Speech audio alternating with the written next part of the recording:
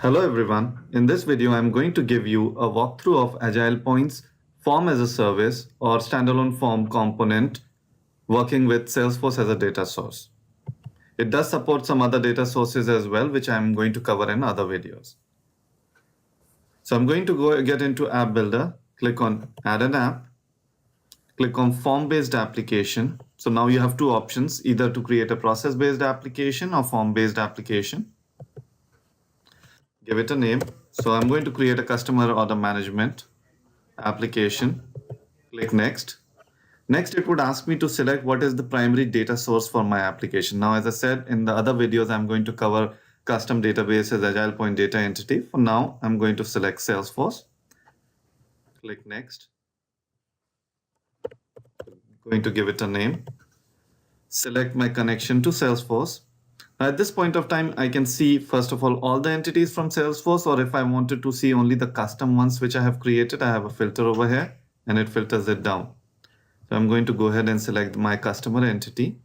So before I do that, I'm going to show you that I'm going to use this customer entity over here, and customer is related to order managements as well, which you'll see in the UI. So once I've selected it, I also have capability of specifying that which credential should I use to submit the record back to Salesforce. Is it the logged in user credential, which of course then would need a person to be logged in with his Salesforce ID, or I can log in with, say, something like a non-Salesforce ID like AgilePoint ID and use the service account to submit the record.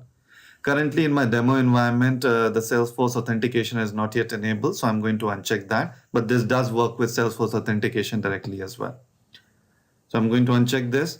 Next, I can see the list of fields available under the customer entity to me. I can specify that which ones should be available to me or select all of them as well. So it provides you the data privacy feature as well.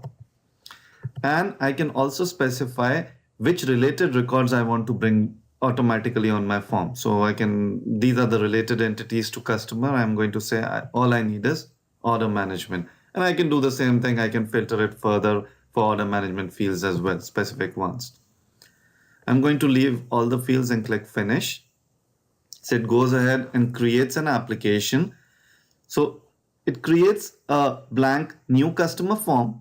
So every application would have a new form, an update form. Because I picked customer entity, it called it new customer, update customer. And it by default defines the three views as well. All customers, recently created customers, which are customers created in last 7 days, and recently modified customers, customer modified in last 7 days. And it also auto-generated the lookup of each. So all I have to do is I have to design my new and update form. Rest of the things are already in place. And there would be a link which will explain you what needs to be done. I'm going to go ahead and click OK. So it opens up the new form. I can style it. I'm going to just go with the default one. I'll just put a header over here. Call it customer details.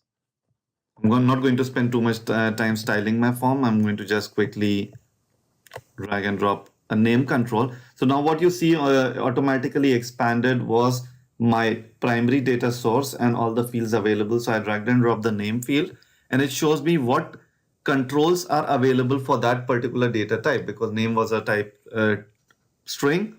I see a text box or one of these I can use. So I'll say I want to use a text box. Similarly for email, I'm going to say use an email control. For phone, use the control of type phone. Now I can go get in further and I can configure it if I wanted. By default, it has automatically been configured with default properties. You can, if you want, you can go and style it further. I'll go ahead and put address and map it to a text area.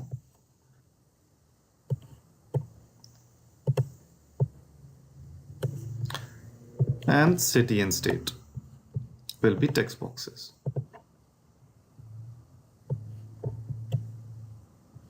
Now I could have gone with a drop-down list. I don't have one defined, so I'm going to just keep it simple.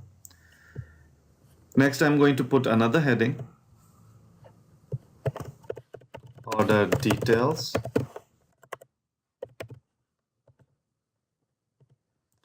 Now this is where you can see the child records which were related to the customer, which in this case is order is available. I can just drag and drop the whole child record node, and it asks me what kind of a control do I want to use. I'll say subform instead of a grid, and I'm going to expand it to take up all the space. I'll mark it as repeatable so that I can add multiple records. And the display style, I'll just select columns. And I'm going to specify which fields I want to see. So again, as you can see, I clicked on my data source. It immediately shows me these fields are available. Let's say I need 5 columns in here. So I'll put order date, which will be mapped to a date field. Quantity, which I'm going to map to a number box. Unit price, I'm going to map it to a number box again. Now, typically I would have mapped it to I've done a lookup and got the value. I'm just going to go with simple data entry fields for now. I could have used formula over here to auto calculate the amount. So just because that's not the main point of the demo, I'm going to just stick to basic controls for now. Okay. So let's click on save and check in. Now what you see over here is I had these 5 files created, and I'm going to now next design my update customer form. When I click on update customer form, it asks me, do you want to copy the layout of the new customer form to this form, which most likely is going to be the case. So I'm going to say yes. So I spent my time designing the first one. The second one is automatically designed. I can go to bulk edit and make the whatever changes I wanted. I'm going to just go ahead and say save and check in. Now, typically I don't have to open the views, but just to show you guys the concept, I'm going to open a view. As I said at the beginning, it is automatically designed for you. So you see the view control is already there. We have added a new control called list view, which is a simpler form of a data grid, which is available only in a view kind of a form. And when you click on edit, what you will see is it has a much simpler configuration. So it automatically had already generated a lookup for me. You can see that it generated a lookup. It automatically defined the sort order as well, which was last date modified. So the newest record shows up at the top. And it did that for all the 3 views, the recently modified, recently created customer, and all customers. And it shows me and did an automatic binding of the columns to the grid columns, right? And by default, it has hidden all the internal columns. So only the display columns are visible. And I can also control that which columns are visible in mobile. I'm going to go ahead and say, I don't want to see, for example, say age and address. I just want to use these. Now, date columns also come with an added advantage of providing your own formatting. Right now, we have added 2 formats. We will add more. So the ISO format is there. And I'm going to go ahead and say save and check in. Now, typically, customers don't have to even come here. They just define their new form, update form, and that's about it. And click publish. It will ask me to check in the files. Now you see, if it is a form-based application, it will show you an additional drop-down over here. What is your default view? This becomes your launch tile by default in your My Apps area. So you can define, by default, it's all customers, but you can change it if you want it. And you can define additional views as well. I'm going to go ahead and click publish. Now, if you had app permissions enabled, it would have asked you who has permission to this particular application, who can design it, who can see the view. I didn't have it enabled over here right now, which I can just go to settings. And I'll just quickly enable app permission so that you can see that feature as well.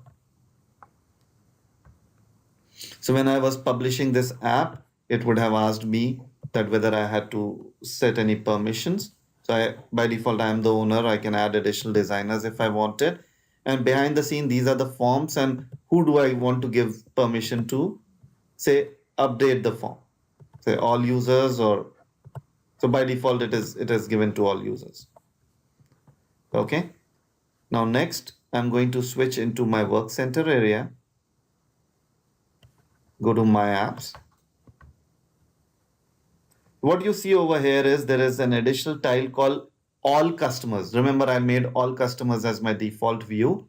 When I hover over it, it shows me the application name, the form name. Remember, other places I see it as a process model name, just like it's shown over here. Because this is the non-process based application, it shows me just the form name. And this is where a deviation of user experience has to be there. Any entity based system, when you see it, first it takes you to a list view, and then you can perform operations on it, right? So I'm going to click on it. So instead of directly taking me to a new form, it shows me here are the existing records which are available, just like you will see it in a Salesforce or a SharePoint. Here are the existing records which are available. What do you want to do? So I'm going to say I want to add a new record. So the new form comes up from there. I'm going to say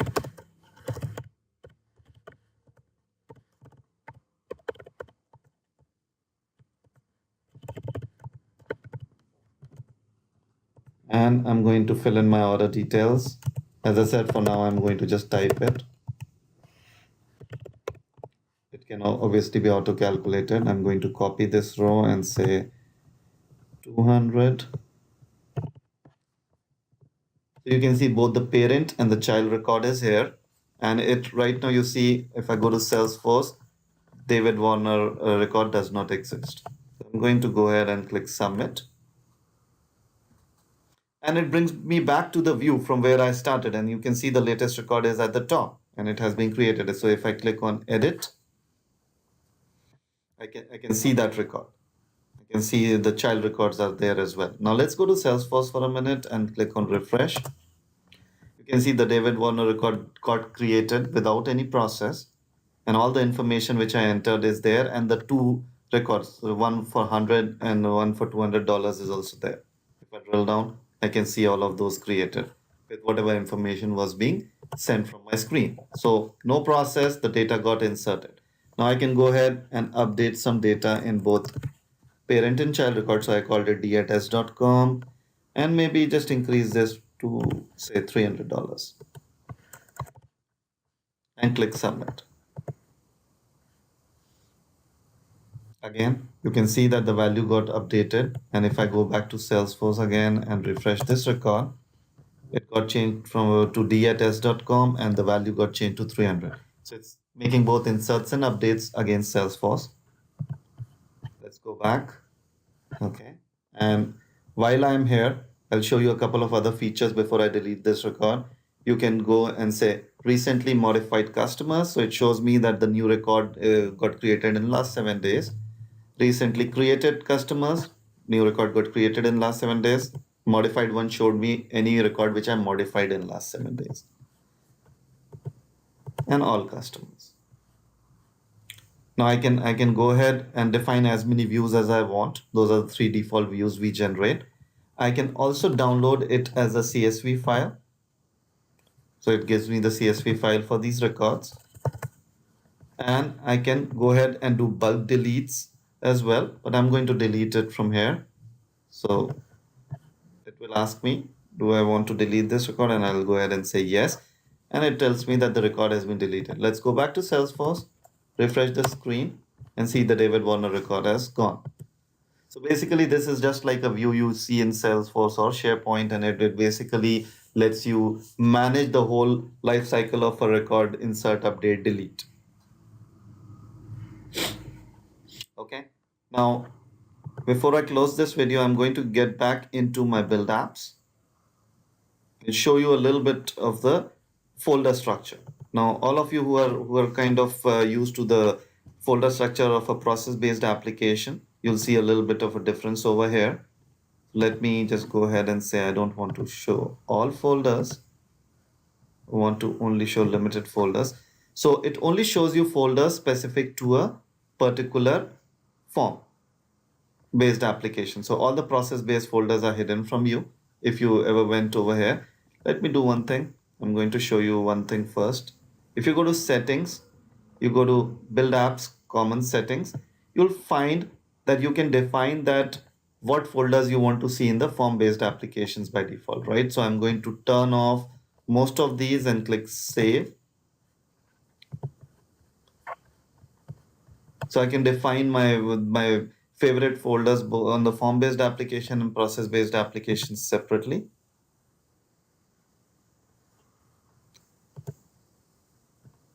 And if I go over here, you see all I see is forms now. And there are 4 forms folder basically behind the scene. It's new form. There's only one and one new form. The new button would be disabled after one new form is done, because any entity can have only one new form. Update form. And then view forms, I can define as many as I want. Now this will cover custom search forms as well. I can define my search fields and then the list view below that. That's part of our phase 2, which will be probably done in the next 10, 15, 20 days or so. And widgets. We are going to cover widget concept in the second demo. Thanks a lot for your time.